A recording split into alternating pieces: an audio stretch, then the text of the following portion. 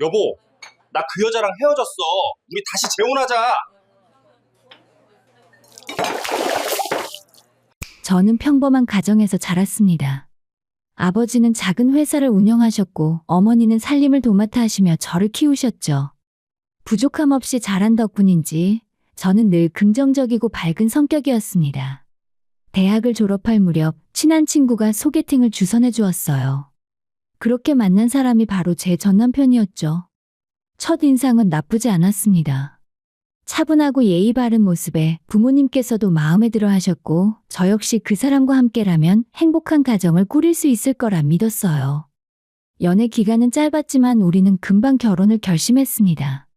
결혼식 날 하얀 웨딩드레스를 입고 그 사람 곁에 서 있던 저는 정말 행복했어요.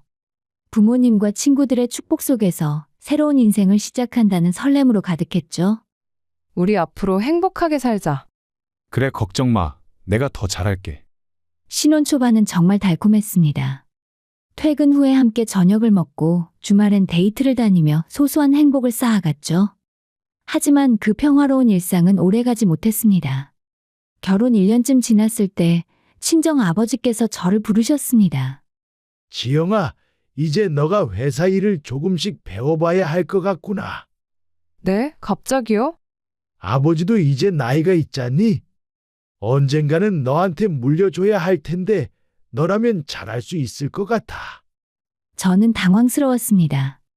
아버지 회사는 작지만 꾸준히 성장해온 곳이었고 직원들도 20명이 넘었죠.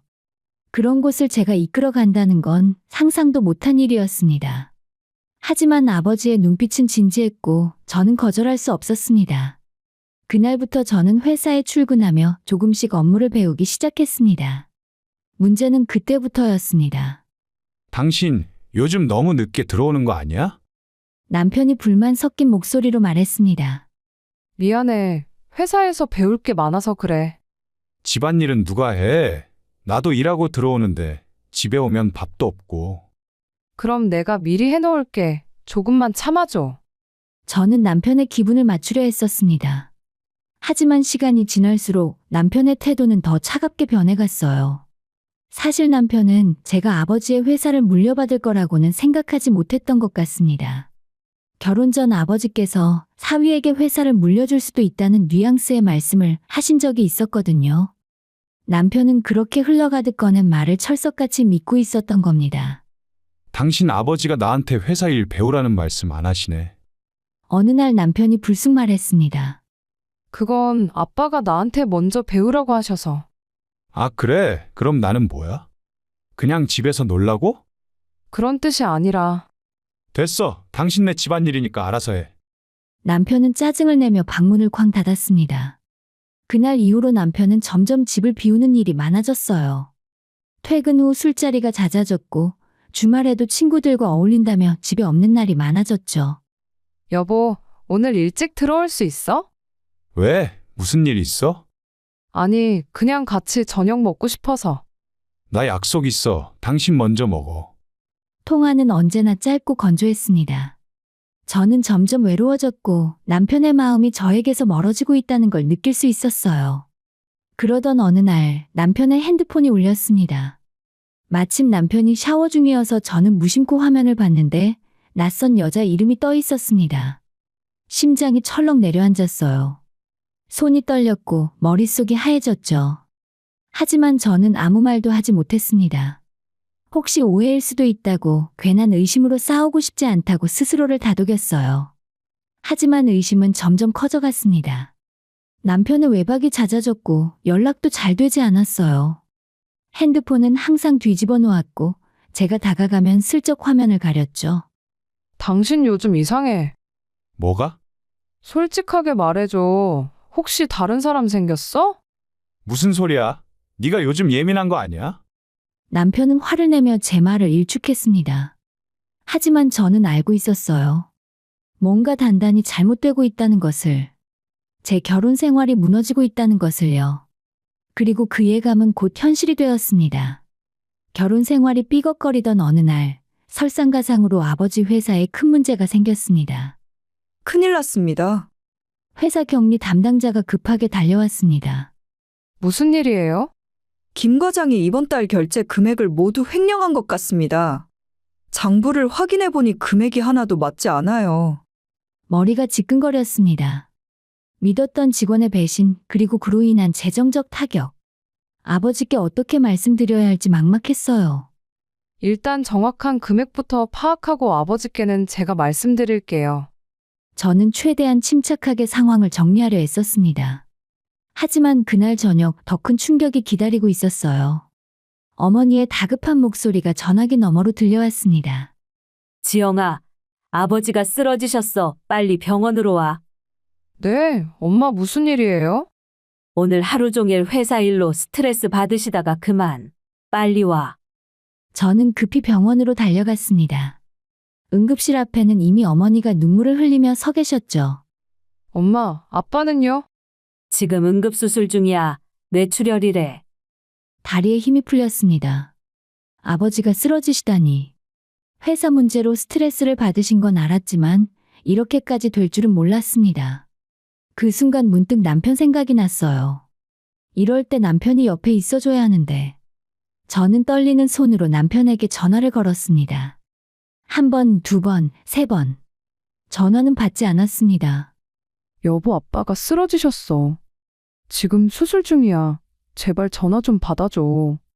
문자를 보냈지만 답장도 없었습니다. 저는 절망감에 휩싸였어요. 이런 중요한 순간에 남편은 대체 어디서 무엇을 하고 있는 걸까요? 다행히 아버지의 수술은 무사히 끝났습니다. 하지만 의사 선생님은 당분간 안정이 필요하다며 절대 무리하시면 안 된다고 신신당부하셨어요. 다음 날 출근을 위해 새벽 2시가 되어서야 저는 집으로 돌아왔습니다. 몸도 마음도 지쳐 있었고 남편이라도 집에 있어서 위로를 받고 싶었어요. 하지만 현관문을 여는 순간 저는 믿을 수 없는 광경을 목격했습니다. 거실 소파에 남편이 앉아 있었어요. 그런데 혼자가 아니었습니다. 남편의 옆에는 낯선 여자가 남편의 어깨에 기대어 있었고 두 사람은 와인을 마시며 웃고 있었습니다. 뭐야, 이게? 제 목소리에 남편이 고개를 돌렸습니다. 당황한 기색도 없이 오히려 귀찮다는 표정을 지었어요. 왔어? 왔어가 아니라 저 여자는 누구야? 저는 소리쳤어요. 여자는 황급히 일어나 가방을 챙기며 나갔고 남편은 천천히 자리에서 일어났습니다. 너한테 할 말이 있어. 할 말이라고? 지금 무슨 상황인지 알아? 오늘 아빠가 쓰러지셔서 수술하셨다고. 전화했는데 왜 안 받은 거야? 그거야 안 된 일이긴 한데. 우리 이혼하자. 뭐? 귀를 의심했습니다. 방금 이혼하자고 했나요? 이혼하자고. 나 더 이상 이 결혼 생활 못하겠어. 남편은 냉정하게 말했습니다. 무슨 소리야? 갑자기 왜? 갑자기가 아니야. 너도 느꼈잖아. 우리 사이가 이미 끝났다는 거. 그게 다 당신 때문이잖아. 바람 피우고 집에도 안 들어오고. 바람? 그래 맞아. 나 다른 사람 만나. 그 사람이 나한텐 더 잘 맞아. 남편은 아무렇지도 않게 불륜 사실을 인정했습니다. 저는 온몸이 떨렸습니다. 당신 정말 어떻게 이럴 수가 있어? 어떻게든 뭐든 이미 다 끝난 거야. 이혼 서류 여기 있으니까 사인해. 남편은 탁자 위에 서류를 던졌고 저는 그 서류를 보며 눈물이 왈칵 쏟아졌습니다. 싫어. 절대 이혼 안 해. 왜? 자존심 때문에? 아니면 아버지 회사 때문에 그래? 자존심이 아니라 우리 결혼했잖아. 서로 사랑한다고 했잖아. 사랑, 그건 옛날 얘기고. 지금은 아무 감정도 없어. 남편의 차가운 말에 저는 무너져 내렸습니다. 바닥에 주저앉아 울고 있는데 남편은 그런 저를 내려다보며 말했어요. 어차피 너도 회사 일하느라 바쁘잖아. 집안일도 제대로 못하고. 그런 식으로 살 거면 결혼 생활에 무슨 의미가 있어? 집안일을 못한 게 이혼 사유야? 말도 안 돼. 말이 되든 안 되든 난 이미 결정했어. 빨리 사인해. 안 그러면 재판으로 갈 거야. 남편은 짐을 싸서 나가버렸어요. 저는 텅 빈 집에 홀로 남겨졌습니다. 며칠 후에 저는 시어머니께 전화를 드렸죠. 혹시나 하는 마음에 시어머니라도 아들을 말리실까 싶어서였습니다. 어머님 저예요. 남편이 저한테 이혼하자고 하는데. 아, 그거 우리 아들한테 들었어. 제발 남편 좀 말려주세요. 저는 이혼하고 싶지 않아요. 지영아, 너도 이해해야지. 남자라면 바람 한 번쯤 피울 수도 있는 거야. 그리고 너도 회사 일하느라 집안일 소홀했잖아. 우리 아들이 서운해할 만도 하지. 시어머니의 말에 저는 말문이 막혔습니다. 이 사람들은 대체 뭐가 문제인지조차 모르는 걸까요? 저는 결혼 생활에 최선을 다했어요. 그래도 내 아들이 이혼하겠다는데 어쩌겠어? 그냥 원만하게 끝내. 전화를 끊은 저는 그제야 깨달았습니다. 이 결혼은 정말 끝났구나. 더 이상 붙잡을 이유도 의미도 없었습니다. 그날 밤 저는 부모님께 모든 상황을 말씀드렸습니다. 아버지는 아직 병원에 계셨고 어머니만 집에 계셨죠. 엄마, 저 이혼할 것 같아요. 어머니는 눈물을 글썽이시며 저를 안아주셨습니다. 괜찮아, 지영아. 엄마가 있잖니. 그런 사람이랑은 헤어지는 게 나아. 어머니의 따뜻한 품에서 저는 한참을 울었고 마음을 굳혔습니다. 남편과 이혼하겠다고. 그리고 제 인생을 처음부터 다시 시작하겠다고요. 이혼 서류에 사인을 하던 날, 저는 펜을 쥔 손이 떨렸습니다. 한때는 사랑했던 사람, 평생을 함께하겠다고 약속했던 사람과의 인연이 이 한 장의 서류로 끝나는 것이 믿기지 않았습니다. 이걸로 끝이네. 변호사 사무실에서 마지막 절차를 마치고 나왔을 때 저는 묘한 기분이 들었습니다. 슬픔보다는 허무함이, 분노보다는 공허함이 더 컸어요. 하지만 저는 그냥 당하고만 있을 수는 없었습니다. 변호사와 상담 끝에 남편과 상간녀를 상대로 손해배상 청구 소송을 진행하기로 했죠. 증거가 충분하니 승소 가능성이 높습니다. 다만 시간이 좀 걸릴 수 있어요. 괜찮습니다. 제대로 책임을 물어야죠. 소송은 몇 달간 진행됐고 결국 저는 그들을 상대로 일부 위자료를 받아낼 수 있었습니다. 합친 금액이 크진 않았지만 적어도 그들의 잘못을 법적으로 인정받았다는 것만으로도 의미가 있었어요. 하지만 문제는 그 다음이었습니다. 이혼 후에 저는 무기력증에 빠져 아무것도 하고 싶지 않았습니다. 아침에 일어나도 의욕이 생기지 않았고 회사 일도 손에 잡히지 않았어요. 게다가 아버지의 회사는 횡령 사건과 아버지의 건강 문제로 결국 문을 닫게 되었습니다. 지영아, 미안하구나. 아버지가 너한테 멀쩡한 회사를 물려주려고 했는데. 병원 침대에 누워 계신 아버지는 미안하다는 말씀만 반복하셨습니다. 아빠 괜찮아요. 아빠가 건강하신 게 더 중요해요. 저는 억지로 웃으며 대답했지만 속으로는 막막했습니다. 회사도 없어졌고 결혼도 실패했고 저는 이제 뭘 해야 할까요? 그렇게 멍하니 시간을 보내던 어느 날 제 생일이 찾아왔습니다. 지영아, 생일 축하해. 어머니는 소박하지만 정성스럽게 생일상을 차려주셨습니다. 미역국과 잡채, 불고기, 그리고 제가 좋아하는 갈비찜까지. 엄마 이렇게까지 안 해도 되는데. 그래도 생일인데 축하는 해줘야지. 어서 먹어봐. 한 숟가락 떠먹는 순간 눈물이 왈칵 쏟아졌습니다. 어머니의 음식은 언제나 이렇게 따뜻했어요. 어릴 적 아팠을 때도 힘들었을 때도 어머니의 음식을 먹으면 위로가 됐죠. 엄마 음식은 정말 최고야. 우리 딸 많이 힘들었지. 어머니는 제 등을 토닥이며 위로해 주셨습니다. 그리고 그 순간 문득 한 가지 생각이 떠올랐어요. 맞아. 엄마 음식이면 충분히 장사할 수 있어. 사실 저는 예전부터 어머니와 함께 작은 식당이라도 해보고 싶다는 생각을 했었습니다. 어머니의 음식 솜씨는 동네에서도 소문이 났었거든요. 잔치가 있을 때마다 어머니께 음식을 부탁하는 분들이 많았을 정도였습니다. 엄마, 우리 둘이서 식당 한번 해볼까? 갑자기 무슨 소리야? 엄마 음식 솜씨면 충분히 할 수 있을 것 같아. 나도 이제 뭔가 새로 시작하고 싶고. 하지만 지영아, 식당이 어디 쉬운 일이니? 어머니는 걱정스러운 표정을 지으셨지만 저는 이미 마음을 굳혔습니다. 더 이상 과거에 얽매여 살고 싶지 않았습니다. 새로운 시작이 필요했어요. 엄마 한번 해보자. 나 위자료도 받았고 모아놓은 돈도 있어. 그래도 부족하면 대출도 좀 받을 수 있을 것 같아. 글쎄, 네 아버지는 뭐라고 하시니? 아버지께 말씀드렸을 때 아버지는 의외로 찬성하셨습니다. 그래, 지영아, 네가 하고 싶은 일을 해봐. 아버지가 응원할게. 아빠 고마워요. 이렇게 해서 저희 가족은 새로운 도전을 시작하게 됐습니다. 우선 어떤 종류의 식당을 할지 고민했어요. 반찬 가게도 생각해봤지만 어머니와 상의한 끝에 식당을 운영하기로 했습니다. 지영아, 그럼 메뉴는 뭘로 할까? 엄마가 제일 자신 있는 거 하면 되지. 그럼 곰탕은 어떨까? 엄마가 끓이는 곰탕은 네 아빠도 제일 좋아하시잖니. 나도 네 할머니한테 배운 게 있어서 곰탕은 좀 자신 있기도 하고. 좋아, 곰탕 전문점으로 하자. 메뉴가 정해지자 본격적으로 준비에 들어갔습니다. 먼저 위치를 물색했고 삼청동의 한 골목에서 작지만 아늑한 가게 자리를 발견했어요. 여기 좋은데 조용하고 분위기도 좋고. 카페를 하던 곳이라 첫눈에 마음에 들어서 바로 월세 계약을 하고 인테리어를 시작했습니다. 화려하지 않지만 따뜻하고 깔끔한 느낌으로 꾸몄어요. 테이블은 총 8개, 좌석은 총 24석 정도의 아담한 공간이었습니다. 드디어 오픈날이 다가왔어요. 첫날은 떨리고 긴장됐습니다. 손님이 올까, 맛이 없다고 하면 어떡하지, 온갖 걱정이 들더라고요. 어서 오세요. 첫 손님을 맞이했을 때의 그 떨림을 아직도 잊을 수 없습니다. 곰탕 2개 주세요. 네, 금방 나갑니다.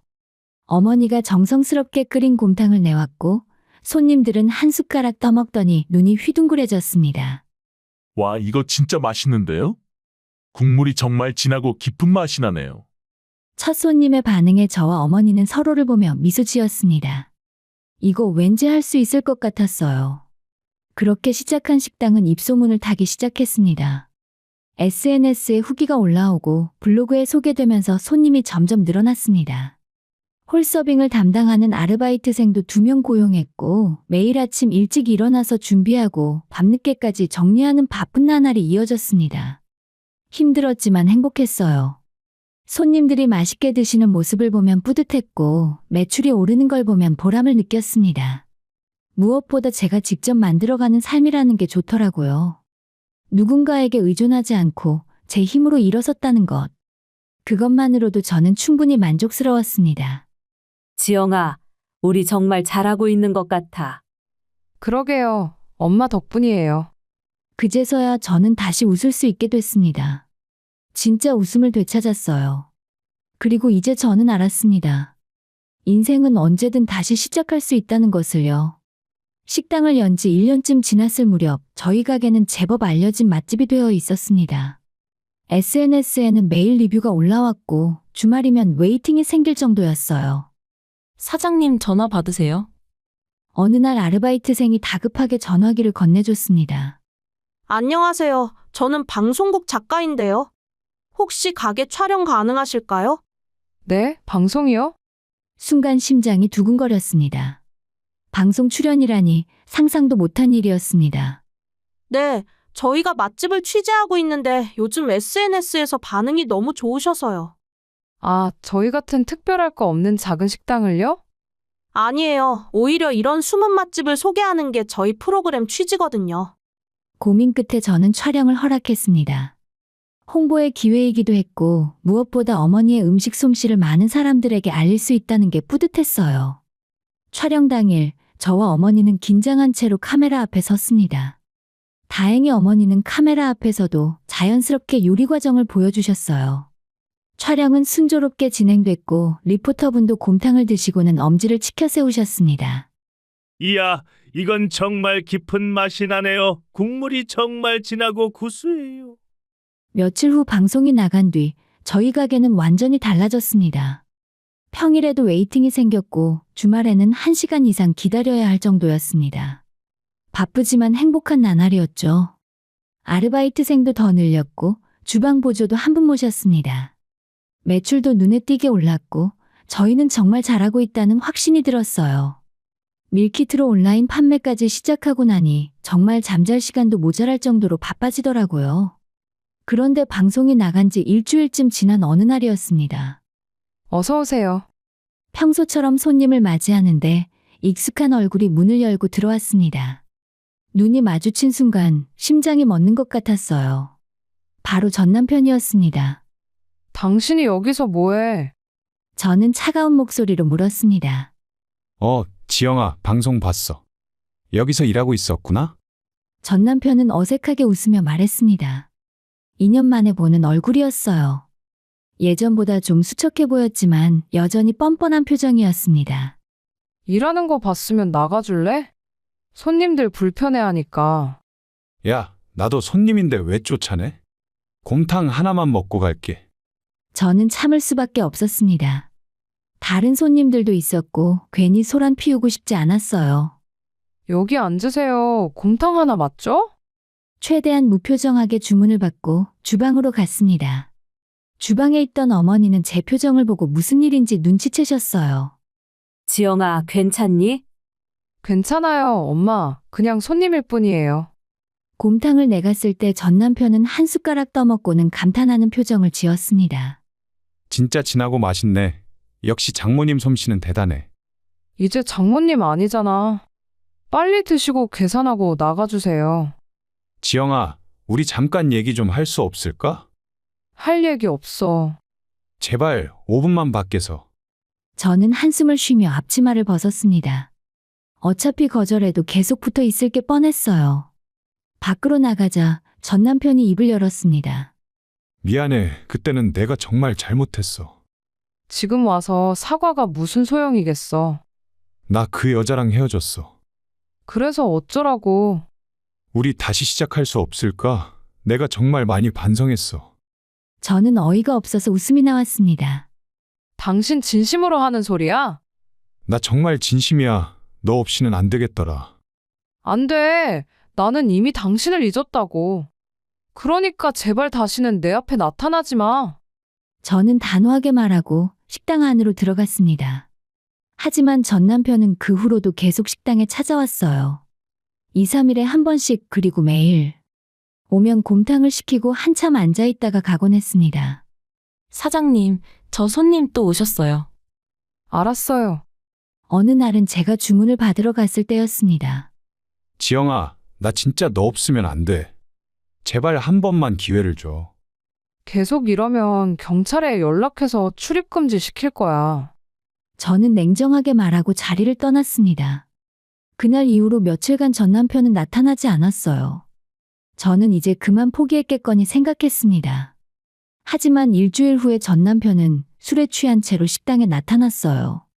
지영아, 나와봐. 다른 손님들이 놀라서 쳐다봤고 저는 급히 밖으로 나갔습니다. 당신 지금 술 마셨어? 빨리 가. 가긴 뭘 가? 나 너랑 다시 시작하고 싶다고. 안 된다니까. 제발 이러지 말고 가. 싫어. 난 안 가. 결국 저는 경찰에 신고할 수밖에 없었습니다. 신고하고 얼마 지나지 않아 경찰이 도착했고 전 남편은 끝까지 행패를 부리다가 경찰차에 실려갔어요. 다음 날 경찰서에서 연락이 왔습니다. 신고하신 남성분 부인분이 데리러 오셨는데 합의하실 건가요? 부인이요? 네, 부인이 찾아오셨더라고요. 그 순간 모든 게 이해됐습니다. 전 남편은 저한테 상간녀와 헤어졌다고 거짓말을 한 거였어요. 여전히 그 여자와 결혼한 상태였던 겁니다. 합의 안 할게요. 접근금지 신청하겠습니다. 전 남편 행패 사건 이후에 저는 접근금지 명령을 신청했고 다행히 받아들여졌습니다. 이제 그 사람은 제게 함부로 접근할 수 없게 되었어요. 하지만 그 일로 인해 저는 한동안 마음이 불안했습니다. 밤에 혼자 집에 있으면 괜히 무섭기도 했고 식당 문이 열릴 때마다 혹시 또 나타나는 건 아닌가 싶어 긴장하곤 했어요. 그런 저를 지켜봐 주신 분이 계셨습니다. 바로 민준 씨였고 그분은 아버지께서 예전에 거래하시던 회사의 대표님이셨어요. 아버지 회사가 어려워졌을 때도 끝까지 의리를 지켜주셨던 분이죠. 사장님 요즘 많이 힘드시죠? 어느 날 민준 씨가 식당에 들렀습니다. 괜찮아요. 이제 막 정리됐어요. 다행이네요. 그런데 혹시 식자재 납품업체는 다 정하셨어요? 제가 아는 곳이 있는데 소개해드릴까요? 좋은 재료 저렴하게 주실 거예요. 정말요? 그럼 정말 감사하죠. 민준 씨는 그렇게 자연스럽게 저를 도와주기 시작했습니다. 좋은 식자재 업체를 소개해 주시고 가끔 식당 운영에 대한 조언도 해주셨죠. 사장님, 이 근처에 상가 하나가 나왔던데 확장 생각 없으세요? 확장이요? 아직 그 정도는 아니에요. 천천히 생각해 보세요. 요즘 장사 잘 되시는 것 같던데 타이밍 놓치면 아까울 수도 있어요. 민준 씨의 조언은 언제나 진심이 담겨 있었습니다. 단순히 사업적인 관계를 넘어서 진심으로 저를 응원해 주는 것 같았죠. 시간이 지나면서 민준 씨는 일주일에 2~3번씩 식당에 들렀습니다. 처음에는 곰탕을 드시러 오신다고 하셨지만 나중에는 그냥 저를 보러 오시는 것 같았어요. 제가 아무리 둔하고 바보 같다고 해도 눈치챌 수 있었죠. 사장님 오늘 장사 어땠어요? 오늘은 손님이 좀 적었어요. 아침부터 비가 와서 그런가 봐요. 그래도 수고 많으셨어요. 이거 드세요. 민준 씨는 커피를 건네주셨습니다. 작은 배려였지만 그게 저에겐 큰 위로가 됐습니다. 어느 날 저녁 장사를 마치고 정리하고 있는데 민준 씨가 다시 찾아왔죠. 사장님 아직 안 가셨네요? 네, 마무리 정리 중이에요. 혹시 시간 되시면 저녁 한번 같이 드실래요? 그 말을 하는 민준 씨의 얼굴이 약간 붉어진 것 같았습니다. 그냥 감사 인사 겸해서요. 그동안 곰탕 맛있게 먹은 것도 그렇고요. 저는 잠시 고민했습니다. 하지만 민준 씨는 그동안 저를 많이 도와주셨고 무엇보다 편안한 분이었어요. 좋아요. 그럼 30분만 기다려 주시겠어요? 마감 끝내고 가요. 네, 천천히 하세요. 그날 저녁 우리는 조용한 한식당에서 식사를 했습니다. 사장님 그동안 정말 힘드셨죠? 네, 솔직히 많이 힘들었어요. 다 지나갔어요. 이제는 좋은 일만 있을 거예요. 민준 씨의 따뜻한 말에 제 마음이 조금씩 열리는 걸 느꼈습니다. 그 후로 우리는 자주 만나게 되었어요. 처음에는 일 때문에, 그 다음에는 식사 약속으로, 그리고 어느새 우리는 자연스럽게 연인 사이가 되어 있었습니다. 민준 씨는 전 남편과는 달랐어요. 제 의견을 존중해 주었고, 제가 하는 일을 응원해 주었습니다. 무엇보다 저를 있는 그대로 받아들여 주었죠. 지영아, 너는 정말 대단한 사람이야. 혼자서 이렇게 일어섰잖아. 혼자가 아니야. 부모님도 계시고 오빠도 도와주고. 그래도 네가 용기 낸 거야. 식당 일이라는 게 절대 쉬운 일이 아니거든. 민준 씨와 함께 있으면 저는 제 자신이 아직 사랑받을 자격이 있는 사람이라는 걸 느낄 수 있었습니다. 하지만 평화로운 시간은 오래가지 못했어요. 어느 날 저녁 식당 문이 벌컥 열리며 전 남편이 들어왔습니다. 접근 금지 명령을 어긴 것이었어요. 지영아, 너만 허락하면 진짜 지금이라도 이혼하고 돌아올게. 당신 지금 뭐 하는 거예요? 빨리 나가요. 전 남편은 술에 취해 비틀거렸고 손님들이 놀라서 자리에서 일어났습니다. 바로 그때 민준 씨가 식당으로 들어왔어요. 여기서 뭐 하는 겁니까? 민준 씨는 단호한 목소리로 전 남편을 막아섰어요. 당신은 누군데? 지영 씨 남자친구입니다. 지금 당장 나가세요. 뭐? 남자친구? 전 남편은 충격받은 표정으로 저와 민준 씨를 번갈아 쳐다봤습니다.